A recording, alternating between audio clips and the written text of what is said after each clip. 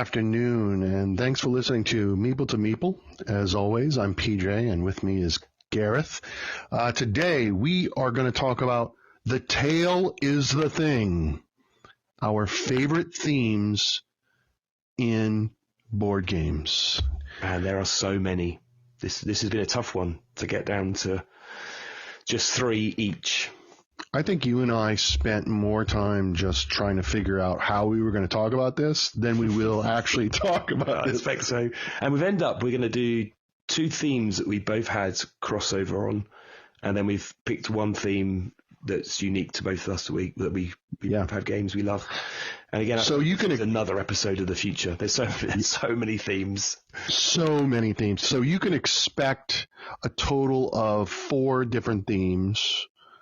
Like you said, we're going to share the first 2 and then separate off in the last one. So, I mean, how do you do it, right? I want to just apologize. I think we should preface. I'm going to apologize to everyone listening right now. If your favorite game or your favorite theme didn't make it, look, we love it too.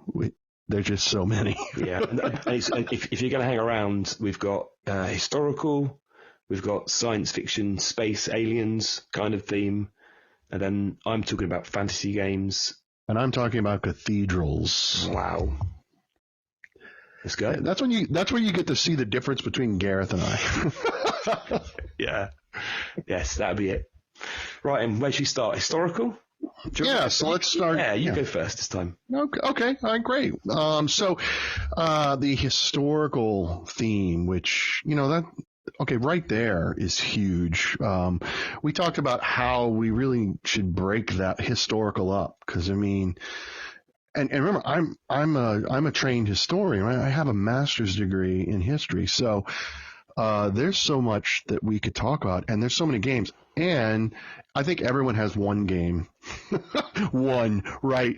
Everyone has one game that fits in the historical theme category. So to try to pick my favorites, naturally I went with ancient history, the Greek and Roman history, ancient Mediterranean. And so the first one, which incidentally was the very first Kickstarter I ever backed. Yeah. And that was Minerva. Okay, by, that game too. Yeah, by Pandasaurus Games. It's the dark horse of Pandasaurus. I don't think anyone is aware of Minerva's existence. Is that me and you? Yeah. Maybe. So the first thing that appealed to me is its tile placement. So if you've heard our previous episode, I love me some tile placement. And it's beautiful because you're building like a district within the ancient city of Rome, and it's like who builds the better and the most profitable and the most comfortable by laying tiles right in front of you. And the components are gorgeous. The tiles are amazing. Mm-hmm. The box art is just stunning, right? I seem to remember you had some really cool metal coins. Was that Kickstarter only? I'm sure it had coins. I think that was Kickstarter only. They were nice coins. Oh, they're beautiful, right? And that box, that UV finish on that is fantastic. But again, it really sings to that. I feel like I'm an architect in ancient Rome when I play. And what's more historical than Rome, right? Good theme. How about you? What do you have on history? So sticking to, I guess, civilizations in ancient history, I have put down Sid Meier's Civilization. Now, this is the version from, I think, 2000 and probably 10. There was a remake in about 2017, 16. But it's got everything from being Romans to being the English, the French, those 4X type of games. So, I'm exploring, I'm expanding, exploiting, exterminating, and starting with very little and ending up in the nuclear age kind of thing. Just great. It's an immersive experience. Plays out, particularly if you get both the expansions. The game is an absolute gem if you get both of the. I can't remember what they're called now. One's Warlord or something. You add them to the game, absolutely makes it complete. But wow, absolutely, a really good game based on obviously on the PC game. probably the best implementation of Civilization that I've played. But yeah, always good fun, always satisfying that you found some plutonium and you end up firing a nuke at your very friendly neighbours and ended the game, which is, I think it happened twice that I've played, that I've fired the nuke at everyone else and sit there smugly as they all think they're going to win. But, so the lesson to learn here is do not play this game with Gareth. Yeah. He is liable to nuke you. Or do not let me get the plutonium. But yeah, it is. It's a cracking game, and will be on my historical type of things. That's great. I am going to stay in the ancient Greek and Roman world. This time I'm going to move to Greece, and it's a game that it was kind of a surprise for us. We picked it up at Gen Con last year, and we picked it up from Yellow Games. Okay. And that's Khora, Khora. That's Khora. Never heard of it. Rise of an Empire. So you are one of the Greek city-states. There's Athens, Sparta, Thebes. There's others, right? And you play the role of one of the city-states, and you're trying to build your city-state before the Persian invasion, right? Mm-hmm. So it's beautiful, and the history really shines. The theme comes through. If you know that period of Greek history, then this game is for you. Even if you're not much of a gamer, I think if you're a Greek historian, this game is going to sing to you. It's going to feel really good. It's got an interesting action economy. You have 2 dice, 2 d6s, and you roll them, and then those numbers determine which actions you're going to take. So you're going to get 2 actions. Later on, you can get a 3rd die, which allows you to take 3 actions. Okay. But it's just beautiful. So we all have 6 tiles in front of us, and like each one of them. So there's 6 possible actions, and like number 1 is the same for everybody. Number 2, 3, all the way through. But you roll the dice. So if I roll a 1 and a 3, I can take action 1. I can take action 2 using the 3 on the die, or I can take action 3. So the others I can't do that. So there is a little limiting to your action choices, but it's beautiful. The colors are great. The dice are great. I should mention the player mats are dual layered. Wow, lovely. So all the components fit in there. It's amazing. So if you want to know what it's like to run a Greek city-state before the impending invasion of the Persians, it's the game. Khora. How do you spell that again? Khora. Okay, I'm going to go check that out. I think they did that. I think they chose the spelling because presumably in Greek it would start with the Greek letter chi, which is kind of like that CH. Okay, yeah. So you get Khora. Khora, Rise of an Empire. Pick it up today. I'm on it. Going to check it out. So I'm going to do both these games together because I have just realised they're both in mid-Victorian England, but 2 extremes of society. So I bet I can guess what one of them is. We'll do first one, which is the letters from Whitechapel, which is based in mid-Victorian England, about 1880s, around the wonderful Jack the Ripper, who spent his time wandering around London, taking out young women, really. So it's a deduction hidden movement game. One person is playing as Jack the Ripper. Everyone else is policemen. If I'm honest with you, it is awesome 2-player. If you play with more while it's the same game, you're moving your policemen around as 2-player. You can move everybody, so it works really well as one-on-one. Theme-wise, yeah, you're doing the murder, then you try to get back to your hiding place. It's kind of like a board like Scotland Yard, lots of numbers on it. And you go through 3 seasons, and the police have the ability to obviously close in on you, but you've got things like stagecoaches and other ways of crossing down the alleys to get away. So that's, thematically brilliant, spot on. I love playing that against my wife. It works really well. And of course, on the complete opposite class side, we have what we always talk about, obsession, which I thought I couldn't not talk about it. Is it on your list? It is not on my. I mean, obsession is always on my list. It's not on this particular list, but again, the obsession is real. So just share your obsession. Just share. So to the point that obsession, which is based on the game Victoria in England, you're a family who just got enough money to get in to the into the higher echelons of society, and you are trying to re-establish yourself. So you've got the theme of a family name and slightly different skills. So maybe more money, maybe a large family. And then you are hosting events. You are building parts onto your estate. And you're hiring your servants, your butlers.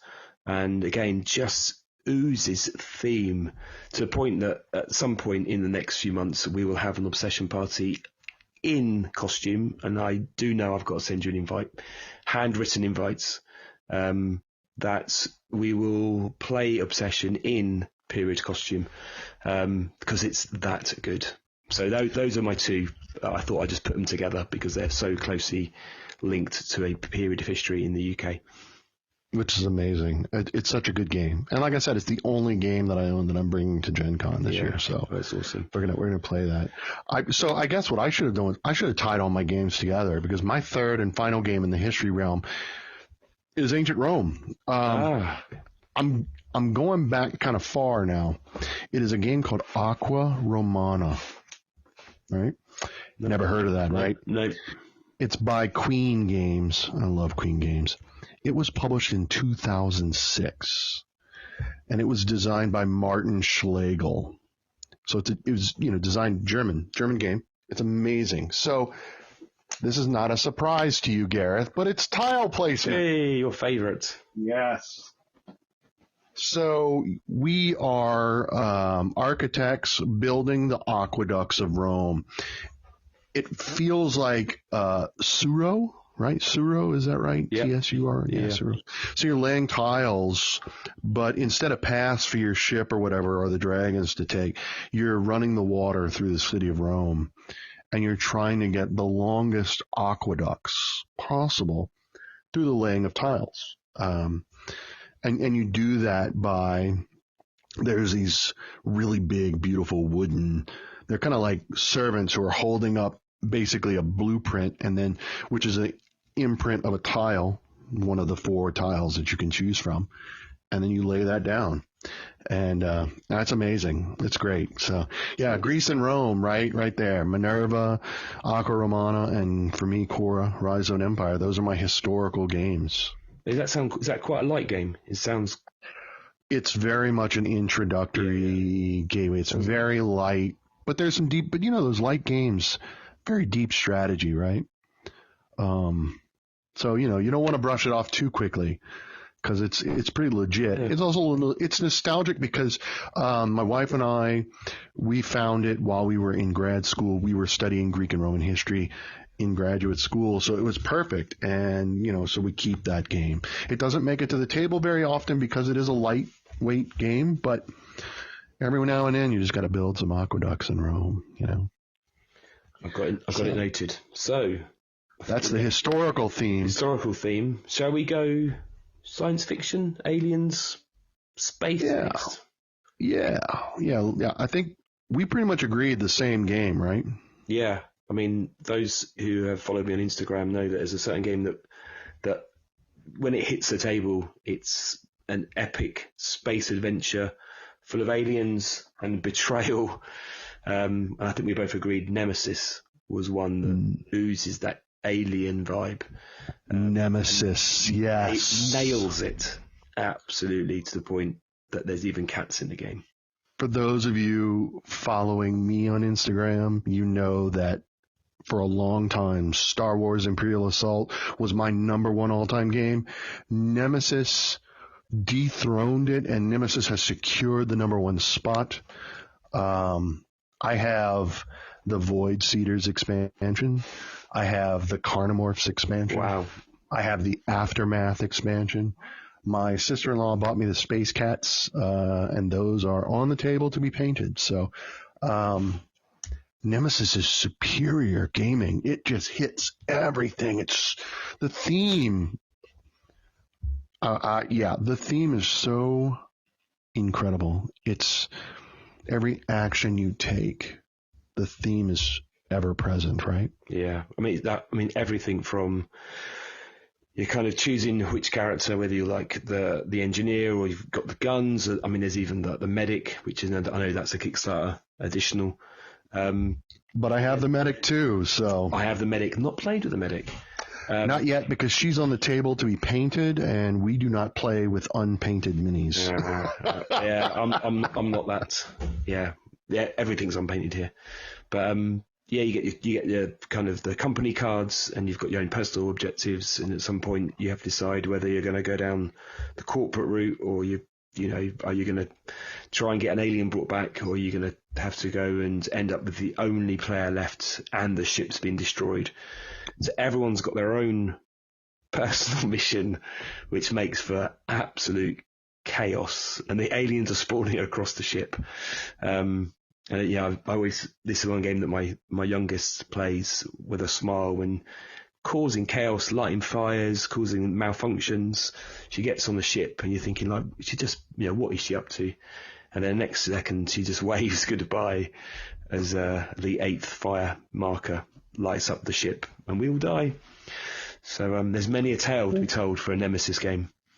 Oh, absolutely. I have to say, though, my favorite is the Void Seeders. I haven't tried that. Tell me more. So they're amazing. So, first of all, there's going to be noise in every hallway. That is just a given. The beauty is, and there's a ton of miniatures, right? Just like the intruders in the base game. But in actuality, there's only one alien, right? Yeah. And he uses psychic projections. So whenever you trigger an encounter, you have a little card that you put over your mat, your player mat, and it is your insanity rating. So things happen in the course of the game that make you lose sanity. So when you get an alien encounter, your insanity level will dictate which miniature will come out. Right. So instead of pulling it out of the bag and it's like, oh, an adult just sprung up. In this case, it might be, well, you're pretty sane, so you're just going to get the equivalent of a larva, right? That's not what they're called, but they have different names. So then you fight the alien, and then when the combat is over, that alien is removed from the board because you're actually not fighting a physical alien. It's a psychic manifestation. Sounds terrifying. Oh no, it is, and you have to kill. Well, you don't have to, right? Depending on your personal objectives, you do not have to kill the queen, right? Which has a different name, and that is a beautiful miniature as well. In order to kill the queen of the Void Seeders, you have to find. So there's the little exploration hexes on top of the room tiles, right? That let you know whether there's a malfunction or fire or a door closes or whatever. So you replace 3 of those with eggs. Okay. And so when you flip over a room tile and the exploration tile reveals an egg, there's a little egg miniature. There's 3 of them, and you place it there. So it's not like the nest with the intruders. It's a very different type of egg. You have to you have to find and destroy all 3 eggs. Oh. Once you do that, if you encounter the queen, you can then, through combat, kill the queen. Otherwise, you can't. She is immune to all damage until you destroy. Yeah, okay. That sounds stressful. It's amazing. It is amazing, and it's funny because our group, we all root for everyone to go insane. Like, it doesn't matter what your objective is. Just go crazy because it's fun. And would you play that over the base game? I would play either one. Okay. I'm good with either one. The Carnomorphs are not my favorite. Okay. They don't play very well. They don't come out very often. That's the problem, right? They have this unique ability where if there are 2 Carnomorphs in a room, the larger Carnomorph will eat the smaller Carnomorph and then become a larger Carnomorph. Okay. So, yeah, it's a bit like is it Alien 3? When it's getting bigger and evolving as it goes through. But it doesn't play. It didn't translate well at all. I mean, the miniatures are gorgeous. They're terrifying, but but Nemesis is, this is glorious. Yeah. So we have aligned on Nemesis. Have you got any other science fiction games or space games? I mean, I do, but is there any reason to talk about anything but Nemesis? Yeah. I mean, I think I've got some others, but I think actually we should just do like a Star Wars or Star Trek. No, I agree. Dedicated. So let's leave it with Nemesis. And let's talk more about Nemesis, the space cats, right? Okay, so have they got a purpose? Or they have no purpose. I haven't got them, and I felt as if I didn't need them. They have no purpose whatsoever. But my sister-in-law, she has a lot of pets. She loves cats. She knows that my wife and I loves cats. She did not know that they didn't serve a purpose either. They are essentially a first player marker. First player marker, yeah. But they're beautiful. And I was a little disturbed at first, right? But after I saw the miniatures, try to describe them for you. So the base game player marker, it's a cat in a spacesuit with a space helmet and an umbilical cord, and it's adorable, right? Oh, I love it. But then there's a space cat. So it has 3 different versions. So essentially, the cat, I thought it had been infected by an intruder and was partially. It's not.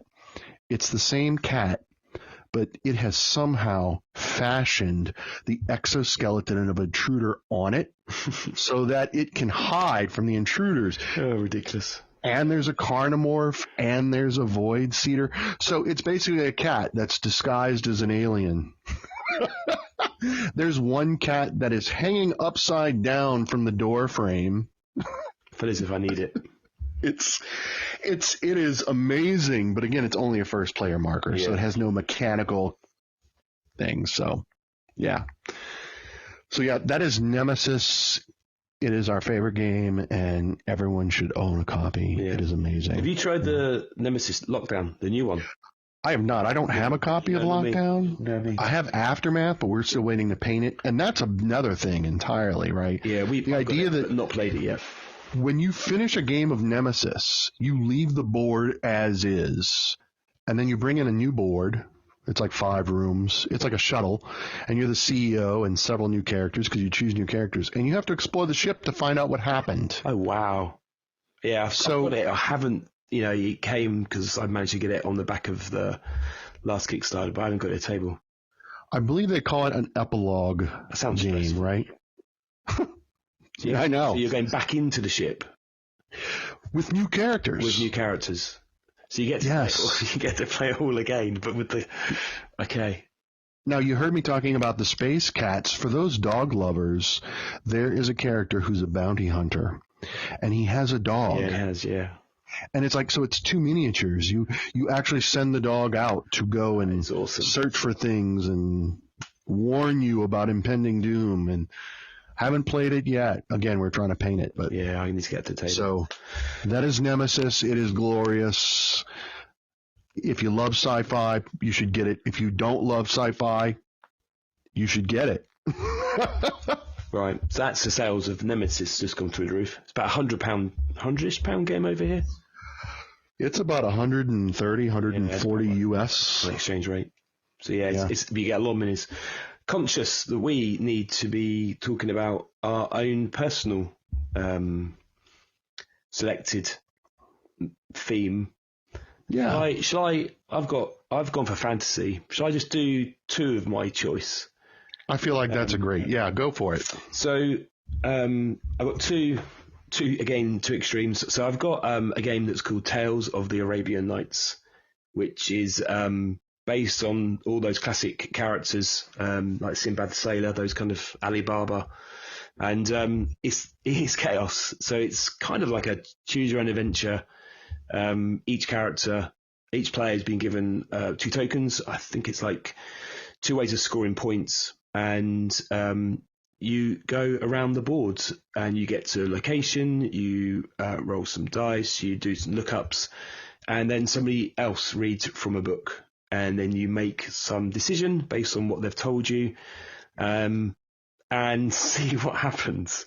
What happens by the end of it is that you have this tale to tell of your character's journey through the map, where you can change gender, you can get married, you can get meet genies, become poor, become rich. I mean, it's crazy, but you end up with a unique story for your own character. The book is a good 2 or 3 centimeters thick in terms of stories. So whenever you play it, I generally don't have the same story again. So tons to work through. So that'd be one of the games on my theme. Let me ask you one question about that game. Do you, or does any player, turn into a crazy frog at any point in this game? I think that's just Talisman. But for a moment I was thinking, I'm sure you do change into various things, but I couldn't think whether it is a frog. I'm sure somebody in the listeners will tell me whether that's right or wrong, but I don't think so. You can turn into many things, and it's just a very silly game. It is chaos on that one. And the other it sounds great. It's just silly. It's just fun. Just live in that fantasy land. Back in those, I guess, all those books on Arabian Nights Tales. So yeah, good fun. Have you played it? I have not. No, that's a first for me. So it sounds amazing. Yeah. So you will bring your entire life story to the end of it. That you can then tell that story, and when we finish playing, people do play out, "This is my journey," and everyone just laughs about how ridiculous it is. But worth checking out. I think it's quite old now. When was it released? About 2009. I'm not sure it's in print. So if it is, it's probably about £100, I reckon, UK money wise. The other one I've got is Mansions of Madness, so second edition. So again, theme wise, Lovecraftian, Cthulhu. It's app run, so it's generally run off an iPad or off a tablet, and tons of stories, tons of expansions. And you're a bunch of investigators. You start in the middle of, let's say, a hall, and then you start exploring. And you've got monsters appearing, fires breaking out. You're looking for items, looking for characters to rescue. And again, the stories range from like an hour story, and some of them are like 3 or 4 hours, depending on which story you choose from the app.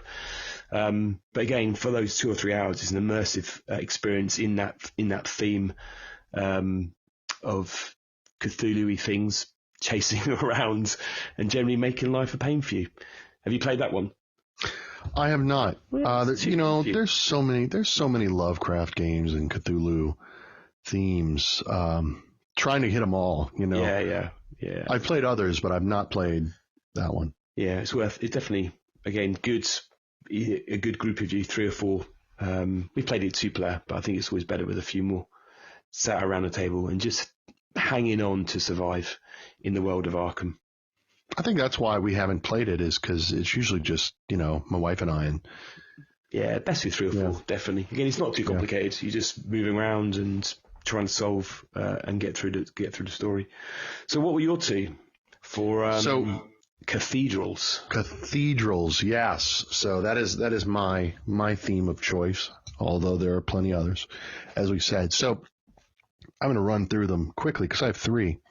And they're all a little different in terms of mechanic. The first one is Sagrada. Ooh, right? Nice, a good dice drafting game. Like, how cool is that? And it's so pretty. The dice are just gorgeous.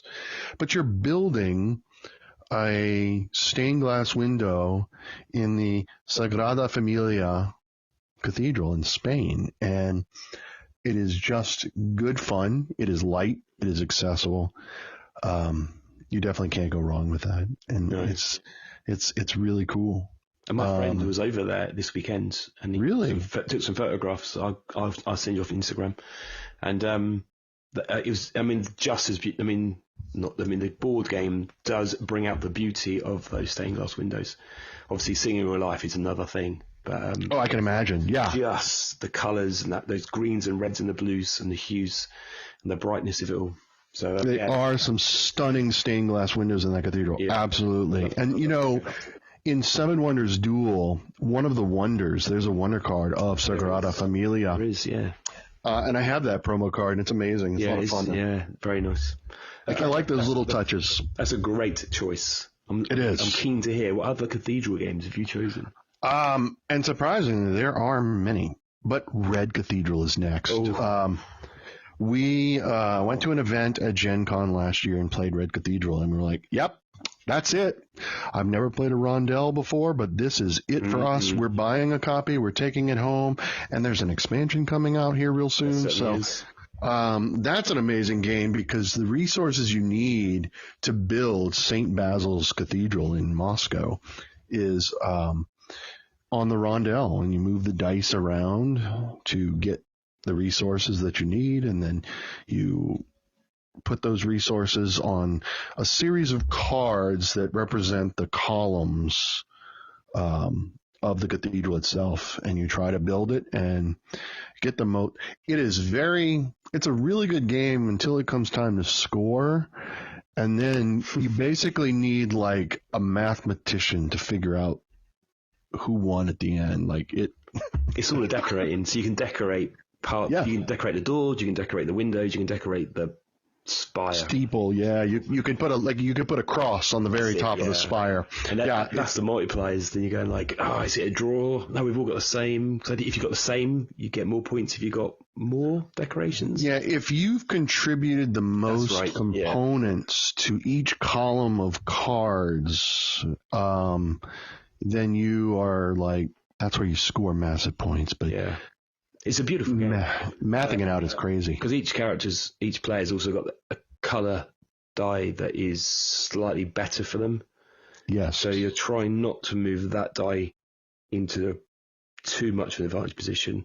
Yeah. And then, as you say, when you're building the towers, the cathedral, the way that the cards flip over from like a blueprint to the finished colourful cathedral is amazing, and you get so much value. That box is like $30.